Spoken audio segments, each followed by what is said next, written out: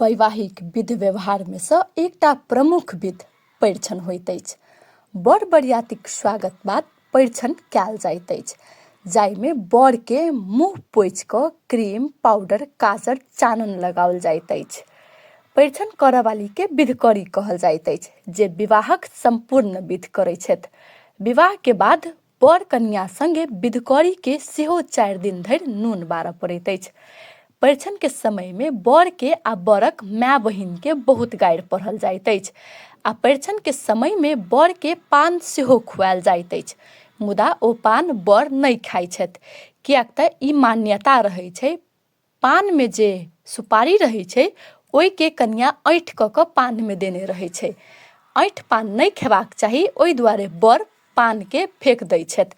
ओहिके बाद विधिकरी बर के माथ पर चंगेरा लऽ कऽ जँतै छथि आ पानक पात से नाक पकड़ि कऽ उठ बैस करबै छथि। विधि शुरू करऽ से पहिने विधिकरी के आ साइड के जे कलश लऽ कऽ ठाढ़ रहै छथि हुनका सबके बर के पाइ देबऽ पड़ैत अछि या तऽ किछु गछऽ पड़ैत अछि।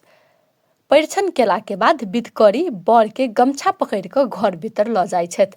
परिछन के समय में अनेको गीत नाद सब होइत अछि, जाहिमे से एकटा गीत रहल अछि, परिछन चलियौ सखी सुंदर जमैया सुहावन लागे, बर छथी बर सुकुमार हे सुहावन लागे।